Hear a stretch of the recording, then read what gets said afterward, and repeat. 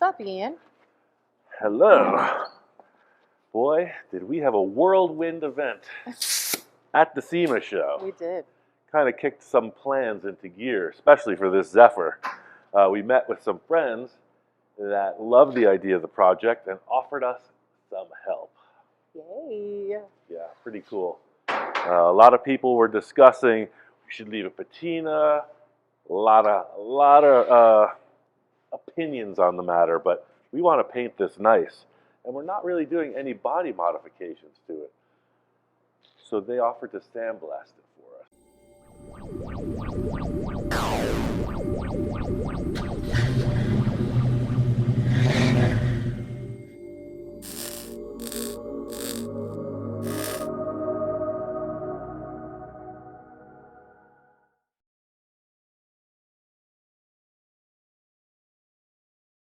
The guy's a pro. We'll get into all that information much later, but he said, for your own sake, take all the chrome off, take the grill off, anything you do not want sand blasted, prepare it and bring it on down. So that's what we're up to now. We took all the goodies off around the headlights, the grill is off, and lastly, I'm just working on, for some reason, the other fenders were taken off. This one is not. And then the two running boards are attached. These are a little bit fussy. I'm not 100% sure on how to take them off. So he said, don't worry about that. We're going to tape the heck out of it. And when we blast, we'll just move them around. They'll be fine. What we're working on today is just prepping this car for their procedure. So I'm going to work on the final disassembly. The car is pretty much gutted, but there's a few last things to take care of.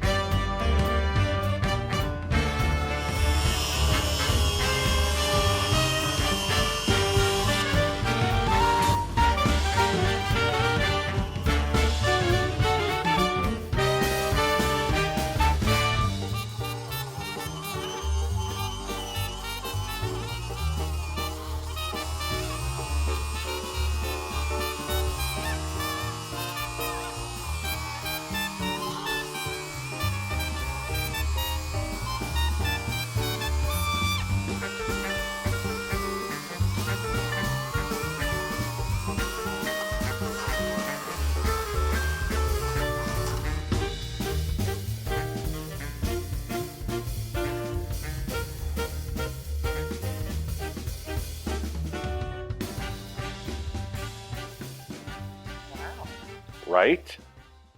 Remember we were taking that thing apart and getting all the fenders and everything off of there? It all added up to this. It's a new car. Oh, yeah, I met these cool cats at SEMA, and they're like, yeah, we do sandblasting, we do powder coating, been in the business for decades. He's done a lot of behind-the-scenes stuff on different TV shows, ones I can't even mention. There's so many. So went down to his shop in Lancaster, California. Be sharing some information on that as well. But look at this. What a beautiful job. What a beautiful car. It's a beautiful day. Yeah, coming around this side. That cool detail with the pillar, the door pillar, detaching with the door so it's wide open. Just cool. Wow, that's so neat. Yeah. I'm so excited. Yeah, take a look through here. You'll see it all the time, right in the back of the fender where all the mud collects. Nothing. It's unbelievable.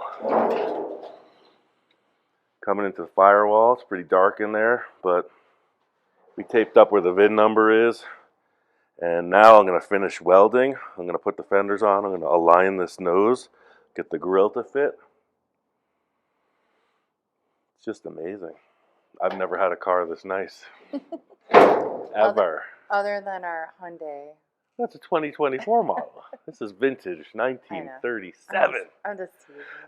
It's amazing. It's got a lot of lead. That's all factory stuff. Shrunk up a little bit over the years sitting out in the desert, but this car is extremely dry, as they term it. Just awesome. So we went through this whole operation when we took delivery of the car, but it's even more surprising when you look at it once it's cleaned. There is a lot of grit in the mechanicals. We know that. One of the pep talks he gave me was this dustless blasting that you hear a lot about. It's blasted with water, so it's a wet process. And he wasn't a fan of that because it just leaves mud in all the panels. So you have to do a tremendous amount of clean out. You have this silty muck in every low spot. So he said, no, the way we do it is dry. You could see in the footage, it's the number 30 sand. I asked him if there's any trade secrets he didn't want to share. He said it's all in the application. He talked about the pressure versus the volume and how you treat the material as you're blasting. So this is a reasonably thick paneled car, but no warping whatsoever. The big concern with sandblasting is to heat up the metal and warp it, of which he did none.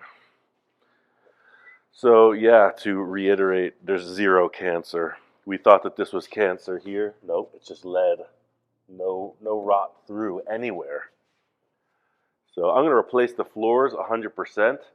The prior owner started coming up with these massive pieces of steel for bucket seats. Definitely not going to use that. But yeah, let's take a little walk around now that it's blasted. You can see all the doors, the door bottoms, all the typical places of rust. Nothing. Wow. Super solid. It's incredible. You'll see it typically around here in the windows. Not even nothing, like zero rust.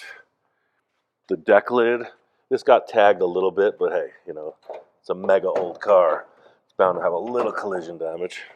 Yeah, take a look at the surround where all the weather strip goes. Typically you won't see this, so that's the extent of the rust right there. Look at that, one little piece. A lot of times this is non-existent because the water comes in, gets trapped in the felts or rubber, and that's it, it's gone. Yeah, so what you're seeing here actually happened last week. Let's go back in time and see the process.